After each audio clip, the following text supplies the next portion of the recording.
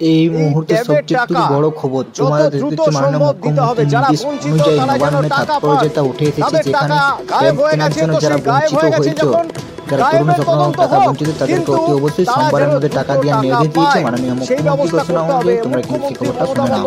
নির্দেশ দেওয়ার পর এবার তৎপর নবান্ন। সোমবারের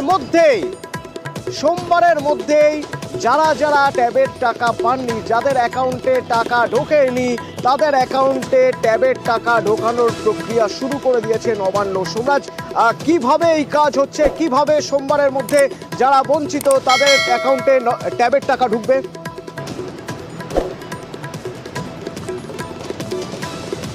দেখো, আজকে ছুটি রয়েছে রাজ্য সরকারের আজকে ছুটি রয়েছে। আগামীকাল স্কুল খুলবে এবং আগামীকালই যে পড়ুয়াদের অ্যাকাউন্টে ট্যাবের টাকা পাঠানো যায়নি, মানে ট্যাবের টাকা যায়নি, সেই পড়ুয়াদের অ্যাকাউন্ট নম্বর নেওয়ার নির্দেশ দেওয়া হয়েছে নবান্নের তরফে। ইতিমধ্যেই সেই যে 84 জন পড়ুয়ার রিপোর্ট দেওয়া হয়েছে, সেই 84 জন পড়ুয়া চিহ্নিত হয়ে রয়েছে।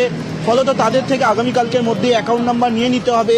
অ্যাকাউন্ট নাম্বার নেওয়ার পরে সোমবারের মধ্যেই রাজ্য সরকারের ট্রেজারির মাধ্যমে সেই টাকা সরাসরি ওই 84 জন পড়ুয়ার অ্যাকাউন্টে পাঠানো হবে। মুখ্যমন্ত্রী মমতা বন্দ্যোপাধ্যায় গতকালই রাজ্যের শীর্ষ পর্যায়ের আধিকারিকদের নির্দেশ দিয়েছিলেন যে দ্রুত এই যে পড়ুয়ারা ট্যাবের টাকা পাননি তাদের ট্যাবের টাকা পাঠাতে হবে। সেই মোতাবেক পদক্ষেপ গতকাল রাত থেকেই শুরু করেছে নবান্ন এবং ইতিমধ্যে স্কুল শিক্ষা দপ্তরকেও গোটা বিষয়টি নিয়ে নির্দেশ দেওয়া হয়েছে যাতে সোমবারের মধ্যেই টাকা পাঠানোর প্রক্রিয়া শেষ করা হয়।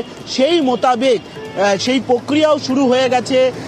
পড়ুয়াদের অ্যাকাউন্ট নম্বর নেওয়ার প্রক্রিয়াও মূলত যে স্কুলের প্রধান শিক্ষকরা, অর্থাৎ যে 6টি স্কুলকে চিহ্নিত করা হয়েছিল, সেই 6টি স্কুলের প্রধান শিক্ষকদের কাছেও নির্দেশ পৌঁছে গেছে যাতে দ্রুত অ্যাকাউন্ট নম্বরগুলি তাদের কাছে পাঠানো হয়, অর্থাৎ দপ্তরকে পাঠানো হয় এবং সেই অ্যাকাউন্ট নম্বরগুলি পাওয়ার পর সেগুলিকে ভেরিফাই করা হবে। ভেরিফাই করেই সোমবারের মধ্যে টাকা পাঠানোর প্রক্রিয়া শেষ হবে, তেমনটাই নবান্নের নির্দেশ রয়েছে স্কুল শিক্ষা দপ্তরের কাছে। ধন্যবাদ।